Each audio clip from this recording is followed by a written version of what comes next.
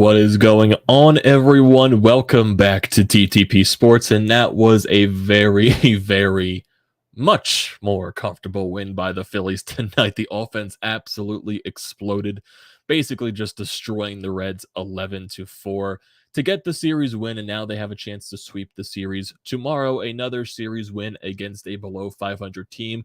You'll like to see that every time of the week. After just going into this game, what did the Phillies have? Basically, it was a week coming into this game that the Phillies have not hit a home run. Well, they hit 5 home runs tonight. They really broke out of that drought. 5 home runs, 2 of those by Rhys Hoskins. Nick Castellanos finally goes deep. Derek Hall goes deep, and Garrett Stubbs also puts a home run in there later in the ball game. So, and Kyle Gibson, he had a solid start. He had 11 Ks. Very, very, very solid. Really, his worst inning was the third inning when he allowed back-to-back home runs with 2 outs. And speaking of those back-to-back home runs, the second version of that from Jonathan India, Brandon Marsh does go down with an injury when he tried to rob the home run. He came down awkwardly. It looks like he hurt his left leg. I'm not sure if it's a knee injury. He hyperextended his leg or something like that, but he was in a lot of pain when he came down from the wall. But he was able to walk off the field under his own power, so hopefully it's nothing too serious with Brandon Marsh to where it keeps him out long term, because the Phillies just cannot afford another injury right now, even though most likely they'll be getting Kyle Schwarber back in a couple of days, most likely for the Mets series. And then, Bryce Harper is eventually going to come back as well for the DH spot. But Brandon Marsh, you just don't want to lose another player. That's basically what I'm saying at that point. And hopefully everything is okay with him. We'll most likely find out more when Rob Thompson speaks in his press conference. So basically, I'm going to keep refreshing Twitter for the most part until we figure out what is wrong with Brandon Marsh. So hopefully everything is okay. And maybe he just, it started to hurt, and maybe whatever they did make him feel better. I don't know. Just hopefully it's a day-to-day type of thing. They just get him off his feet tomorrow. And hey, Nick Maton came in left field. He did a pretty good job. Nick Maton's first major league start in an outfield position. He made a diving catch. So he showed up and did some good things, Nick Maton, for Brandon Marsh. So overall, very, very, very solid game. You get the win. You get the series win. Your bats wake up. You were a lot better with runners in scoring position in this game, even though you did have 2 bases loaded chances. And this Phillies team this year has just been notoriously bad with the bases loaded. I have no idea why. For how good this offense is, I have no idea why they suck with the bases loaded. Seriously, there's a stat that I saw from, I think Phillies Muse or something like that, where, okay, here we go. The Phillies have a team batting average of 177 with the bases loaded. That is dead last in baseball. So yes, they're not good with the with the bases loaded. Not good at all. So yeah, got to deal with it at that point. So yeah, and also the Phillies get their 10,000th win in franchise history. What year did they get their 10,000th loss? Was that like 2007 or something like that? Like right at the start when the Phillies got good during that stretch.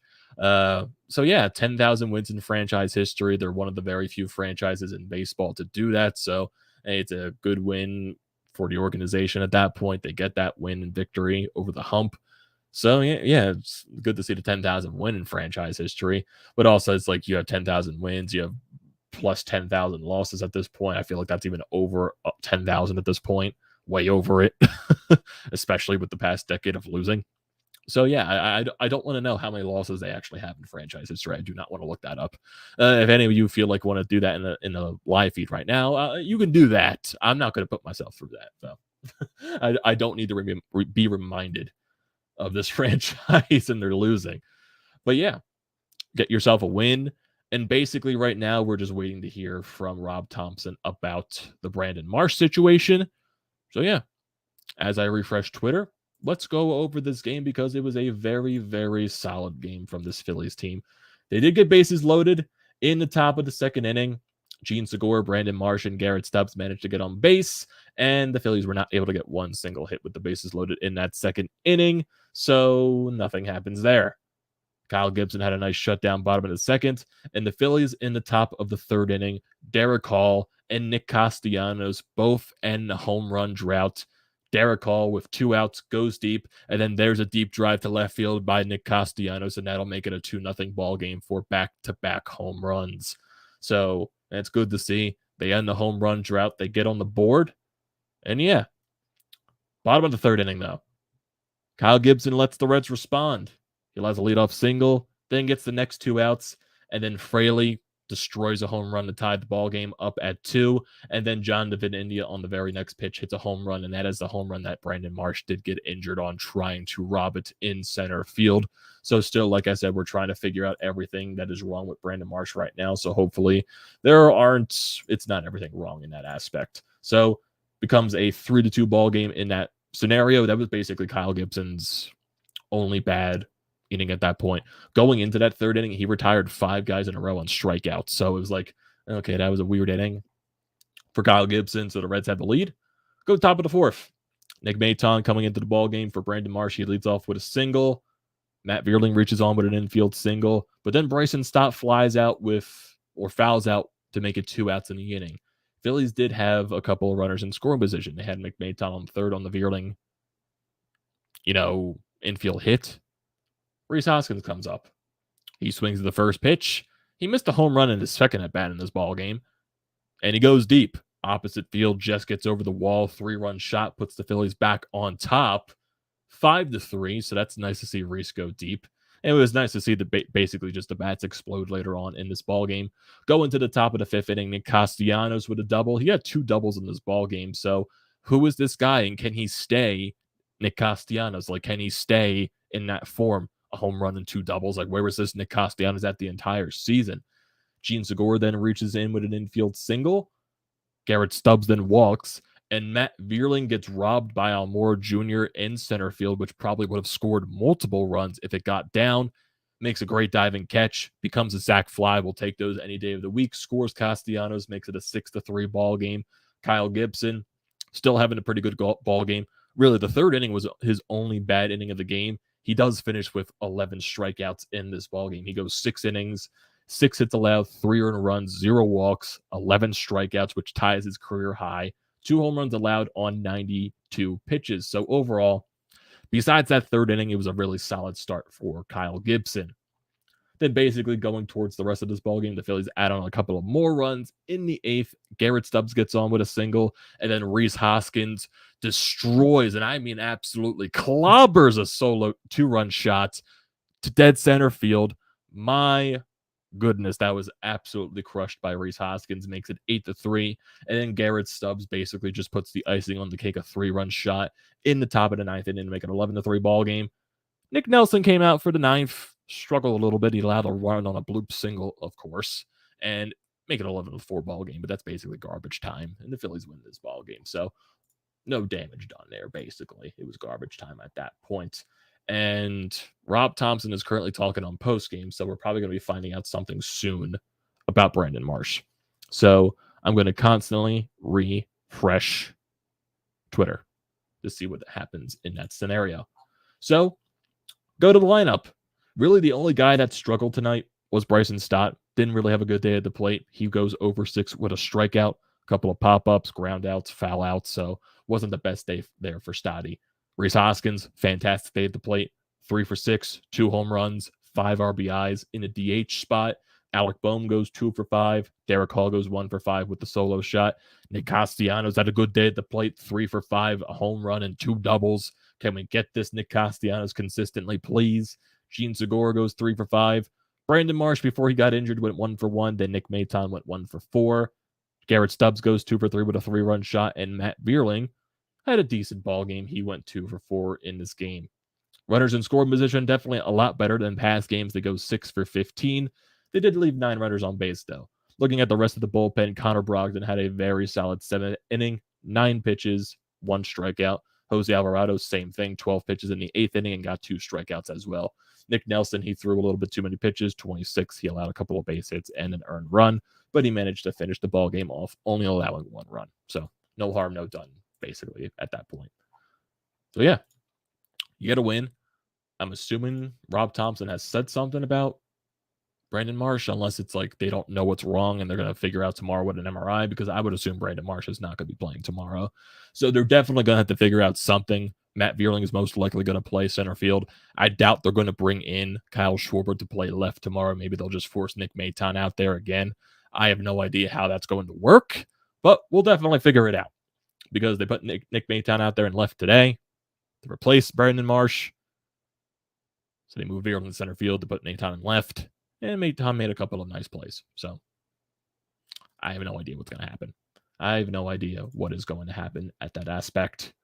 But please, Twitter, can we please find something on Brandon Marsh? That'd be very nice to see. That'd be very nice. And I do see a couple of people in the chat saying that the Padres lost. The Miami Marlins did beat the Padres again, 4-3. So the Phillies get more room in the second wildcard spot, winning today. So they were a half game above the Padres coming into this game. So now they're a game and a half above the Padres. So that's very nice to see in that aspect. Very nice to see. Love it. I love it. So yeah, game and a half above the Padres. Phillies are 65-51. They are 6 games behind the Braves, and the Braves have been smoking the Mets in this series that they're playing in Atlanta. So that was kind of the one of the things I was saying. Don't doubt the Braves in Atlanta. They're a lot better of a home team this year. Well, they've always been a really good home team. So never doubt the Braves when they play in their home ballpark. So yeah, I think they're currently destroying the Mets unless that game is over right now. I know Taijuan Walker for the Mets left that game early. Yes, if I look at that game right here, yes, the Braves shut them out 5-0, and they also destroyed them yesterday too. So Braves looks like they won that series, unless it's a 4-game series or something like that. I have no idea. I believe it is a 4-game series between them and the Mets, because I know the Mets play tomorrow, went Thursday, and I think tomorrow is Scherzer, Thursday is the Grom, and that's why they're not going to be able to pitch in Philadelphia this weekend. And then they just lost Carlos Carrasco for 3 to 4 weeks, and who knows what's wrong with the Taijuan Walker situation. So the Phillies, they're going to miss Max Scherzer and Jacob deGrom, and then 2 of the other pitchers that were supposed to start in the series against the Phillies this weekend, they're injured now. So Phillies might be catching a huge break with the Mets pitching this weekend. So we'll see what happens then. I'm trying to see. Okay, here we go. Someone just updated the Brandon Marsh injury situation. Let's see. What else? Brandon Marsh. Okay. What else? Oh, here we go. So there's no real update on Brandon Marsh. Marsh was able to leave the field under his own power. Rob Thompson talked with the media following tonight's win and stated that the Cincinnati team doctors checked out Marsh, and they are thinking that it's a bone bruise, which is a huge sigh of relief. If it's just a bone bruise, that's probably the best case scenario at that point. Thompson said that that was all he could say tonight, but Marsh would meet with team doctors when the team returns to Philadelphia after tomorrow afternoon's game against the Reds. So basically, if it's a bone bruise, that's a huge sigh of relief. That's probably the best case scenario at that point, because hopefully that's the case. Hopefully that is the case. So yeah, hopefully we caught a huge break there. Yeah, now Scott Lauber just posted right there. Preliminary indication is that Brandon Marsh may have a bone bruise, according to Rob Thompson. They're sent them for an MRI. They're waiting for results. So they're saying no roster moves is expected. So yeah. So bone bruise. I wonder how long, if that's what's it's gonna be. I wonder how long that'll keep him out for. How long are bone bruise injuries usually? Because I just saw someone commented right here saying a bone bruise is better than an ACL tear, but a bone bruise is normally a 3 to 4 week injury at best. So we're gonna have to wait and see what happens in the results fully. If it's just a bone bruise, that's probably the best case scenario, though. Probably still is, because you're gonna get Schwarber back this weekend, so Vierling will just play center field. You're eventually going to get Harper back to play in the DH spot, even though that really doesn't help anything with the outfield. Still, you're getting bodies back, but it does suck that you're most likely going to lose Brandon Marsh. If it is a bone bruise, let's see. How long does it take a bone bruise to heal? I completely misspelled that. Does it take a bone bruise to heal? Most bone bruises slowly heal over 1 to 2 months. A larger bone bruise may take longer to heal. Oh, boy. Oh boy. Well, we're just going to basically wait at that point. So preliminary are expecting that it is a bone bruise.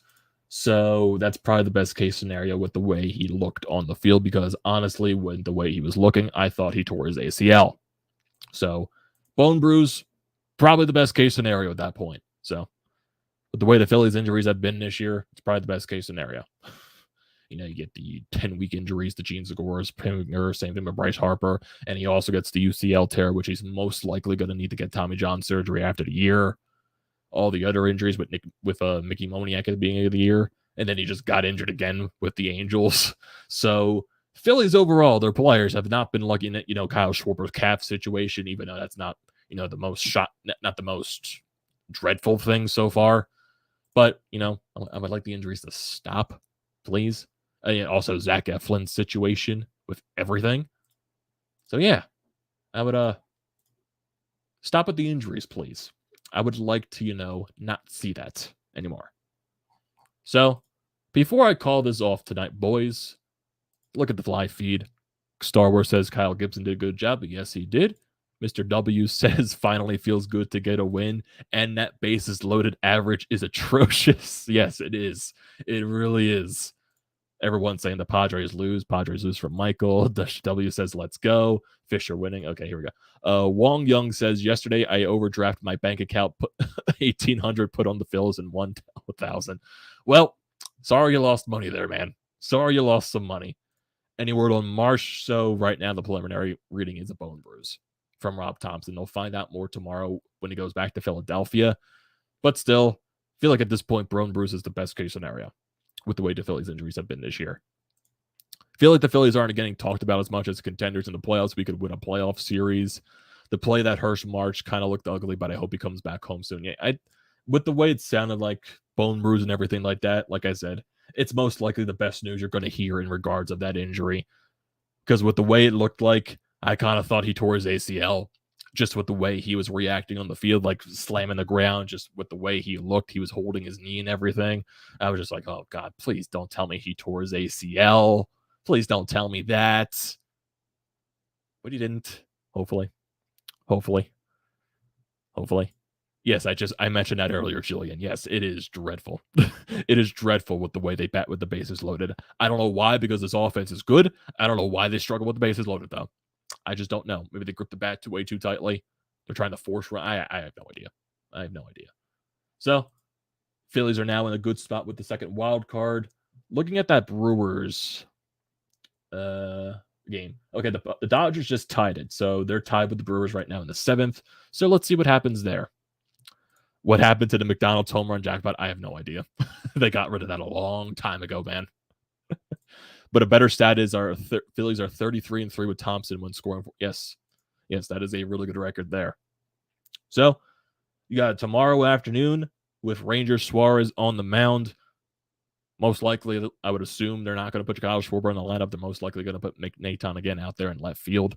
So we'll see what happens tomorrow afternoon when it does.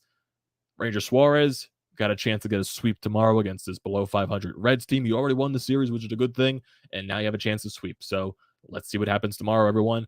Thank you, everyone, for joining the live stream. As always, do not forget to leave a comment in the comment section down below. And also, do not forget to drop a like on the video. Do not forget to check out everything in the description below. Painted Lines, BrodesMedia. I recommend all that. I also recommend hitting the subscribe button. It goes a very long way. And also, use the code TTPSPORTS, $20 off your first purchase at SeatGeek. Use it for anything you could think of, Phillies games, any events, concerts. It's a great deal. Don't pass it up. So thank you, everyone, once again, and I will see you tomorrow.